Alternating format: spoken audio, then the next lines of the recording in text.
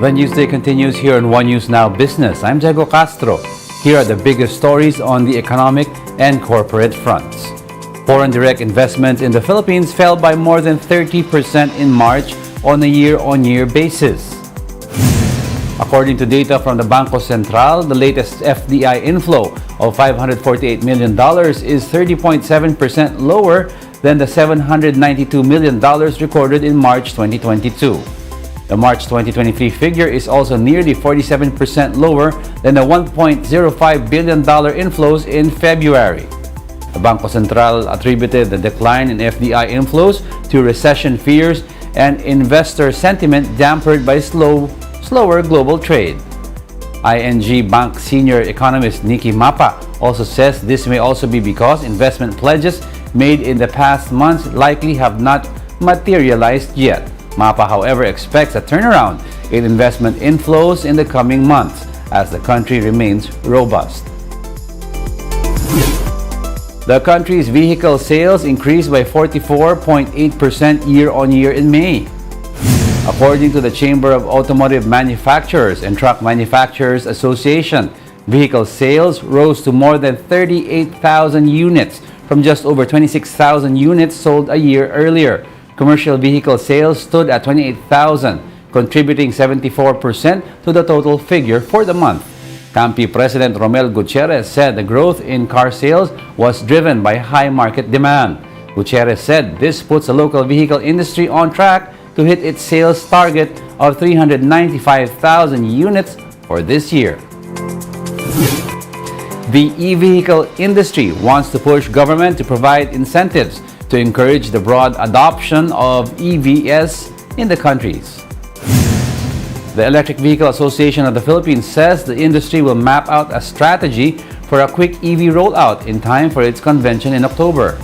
The association says the EV Summit will seek to push policymakers and regulators for supportive policies for widespread EV adoption. The group also says international collaboration is needed to advance sustainable transportation solutions.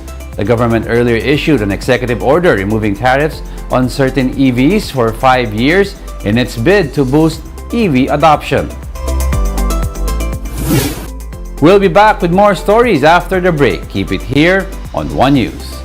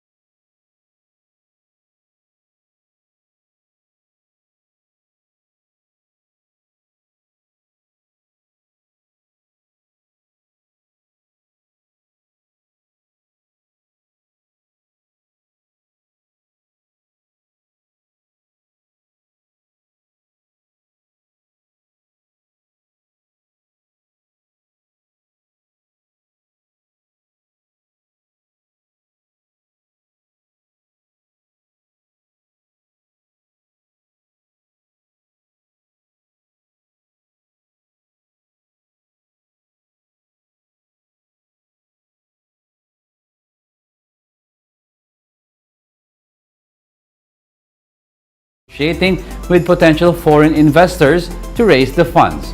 PLDT is also expected to participate in the fundraising.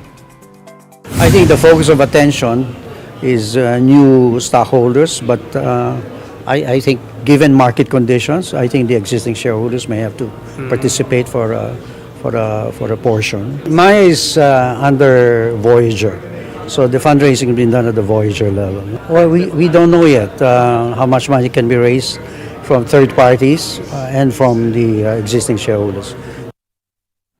Meanwhile, PLDT President and CEO Al Panlilio said Maya's market listing is also up for consideration. However, Panlilio says the digital bank must first improve on its fundamentals before it pushes through with its maiden offering. We're pushing very hard on deposits and also loans, a loan book. They're coming out with SME offerings also, so some more offerings. So I think to strengthen the bank first is, I think, the objective. The country's economic managers assures the public that the Maharlika Investment Fund has enough safeguards to manage potential risks.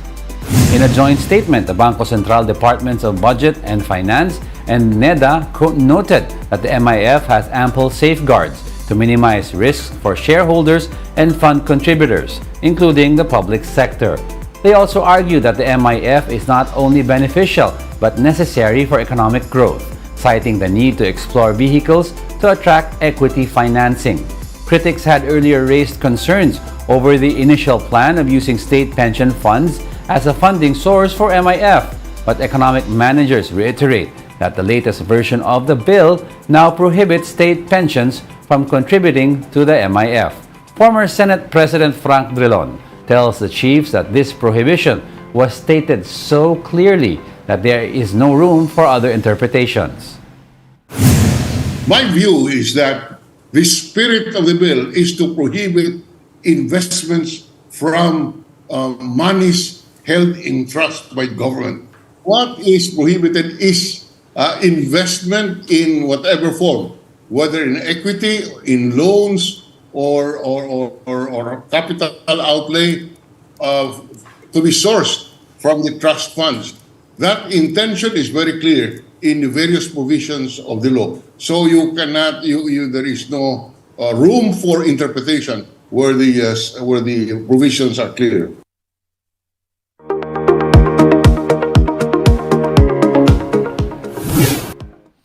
You may have never heard of Tekball, but the sport's creators have big hopes for it, including bringing it to the 2028 Olympics. But can sheer will and lots of money propel an unknown sport into the mainstream? I look at this and I'm like, nope, can't do that. Right. It's like the same thing with like the NFL. Right. You can't do what those guys are doing. Yeah, you want to see legitimate athleticism. Yeah. And that is clearly on display here. Clearly. When you first encounter Tekball, it takes a minute to figure out what exactly this sport is. Soccer ping pong. Volleyball kind of too, because you have the 3 touches. With some elements of martial arts. And though it's a bit of a strange hybrid, the gameplay is gripping and skill levels of its top players, insane. It is a great short attention span sport. And because it uses a soccer ball, we know soccer. Soccer is the most popular sport in the world. If you need more endorsements, look no further than soccer royalty. Lionel Messi, Neymar, or David Beckham. Yes! Come on! As a result, the game's founders are hugely ambitious, given how relatively unknown the sport is. No one knows what Tekball is. I hate to say that, but it's such a new sport.